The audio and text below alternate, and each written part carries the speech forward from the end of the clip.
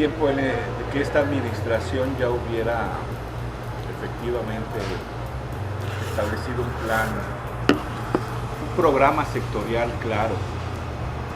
La política pública, incluido por supuesto la política cultural, considero debe de tener claridad en los objetivos, claridad en las estrategias y claridad en los indicadores que van a servir para guiar los planes y programas que se están implementando.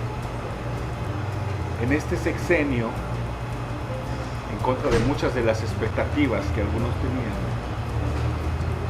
tenían, tenemos una administración que no ha logrado conjuntar efectivamente un plan.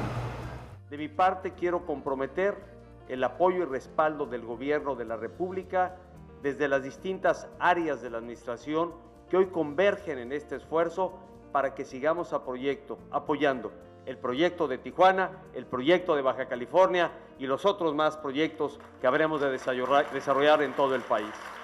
La administración de Enrique Peña tiene aproximadamente 1 año, 8 meses y contando. A la fecha, no ha anunciado una política dirigida específicamente a la cultura. Dentro del Plan Nacional de Desarrollo se menciona tener un México en paz y para la cultura, hacer un medio para la cohesión de inclusión y prevención social de la violencia. Para el investigador Tomás Egea de la UAM, se trata quizá de demagogia, y el problema es porque las políticas se trabajan a posteriori y no se reflexiona sobre el tema. Es como una especie de inercia constante y permanente en el que seguimos haciendo los mismos programas, más o menos en las mismas modalidades, porque no sabemos o no tenemos claridad hacia dónde dirigir los recursos con objetivos precisos, con estrategias precisas y con indicadores precisos. Entonces, por supuesto que tenemos que pensar que la política cultural tiene que ir acompañada de toda otra serie de planteamientos económicos y sociales que permitan que funcionen realmente para reestructurar ese tejido social tan golpeado.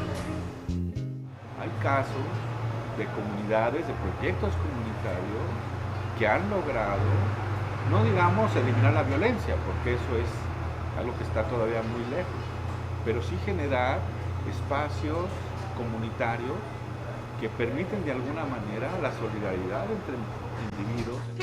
Un proyecto cultural bien desarrollado genera comunicación entre los, genera identidad y también genera participación.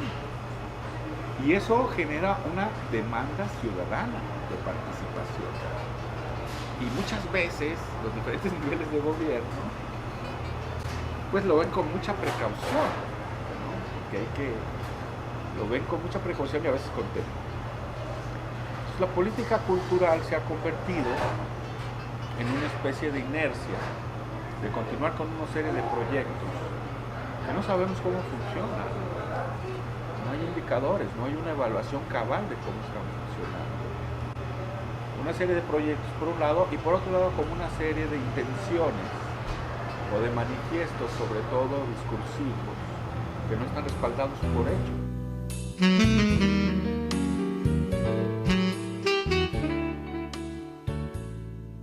Es muy importante que un programa de cultura vaya relacionado con un programa de educación.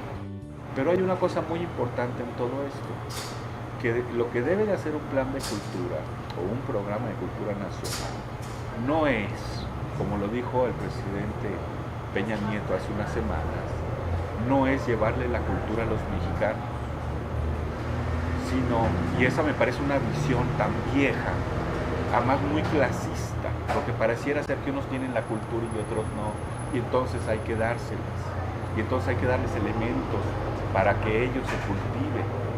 Es una relación sumamente clasista, como se puede ver, pero sigue permeando la mentalidad de los políticos, y especialmente de un político como Peña Nieto, que no entiende nada de cultura. De lo que tenemos que hablar es la democracia cultural.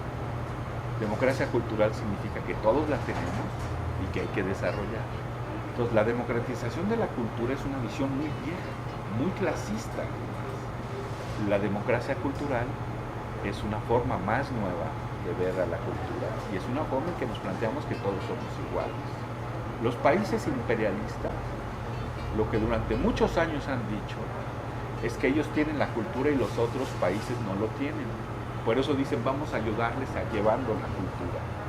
Y lo mismo se reproduce en un país como México. Los indígenas, las clases populares, esos no tienen cultura. No, hay que democratizar. No, señores, ellos tienen cultura. Así como los citadinos de clase media, también tienen la suya. Todo el mundo tiene la suya. Eso es la democracia cultural. Son dos conceptos totalmente distintos que este gobierno de ninguna manera ha entendido todavía.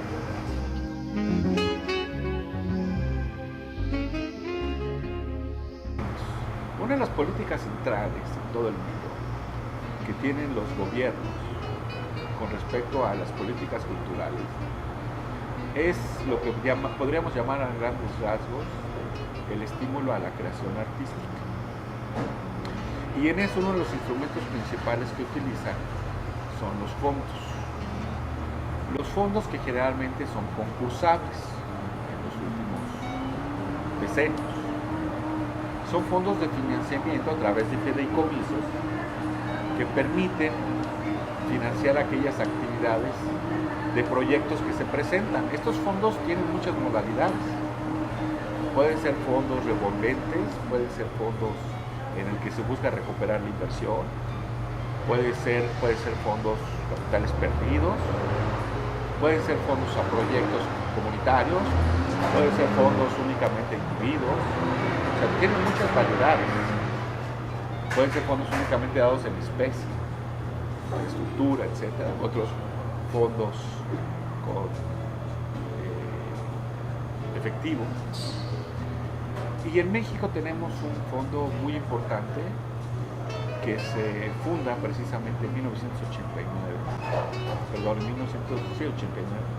Acabamos de cumplir 25 años del Fondo Nacional para la Cultura y las Artes, que se funda el 2 de marzo de 1989, o sea, se acaba de cumplir 25 años.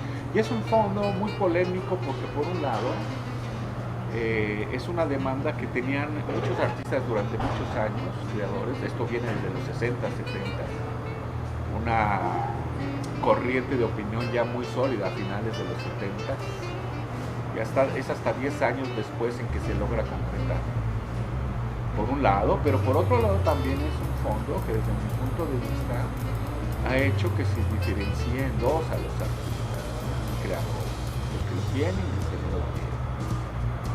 Y se ha convertido en un espacio de consagración muy relevante. Sin embargo, desde mi punto de vista, las formas de funcionamiento no son las adecuadas. Yo lo que propongo y lo que siempre he dicho es que necesitamos que el CONCA tenga más recursos para empezar. Y en segundo lugar, que se seleccione de manera distinta, para que realmente sea un espacio de promoción para la cultura. Porque otro de los problemas que tiene es que se financia a la creación artística, pero no se busca que se generen públicos. Entonces se produce, y algunas cosas de mucha calidad, y algunas cosas de muy mala calidad, como todo, pero nunca está relacionado con los públicos, no llega a la población. Y entonces tenemos salas de teatro vacías, salas de música vacías, libros que no se venden, exposiciones que no. ¿Por qué? Porque lo que se ha encargado del CONCA es estimular fundamentalmente nada más a la creación y no ha tenido en cuenta todo el circuito que va de la creación, la distribución, la exhibición y el consumo.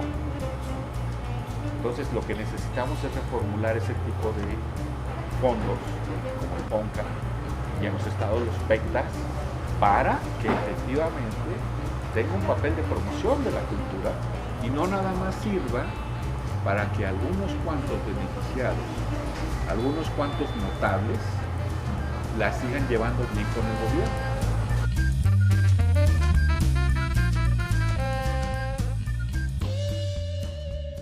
Bueno, yo creo que ese es un tema muy complicado. Yo no tengo una posición especial al respecto.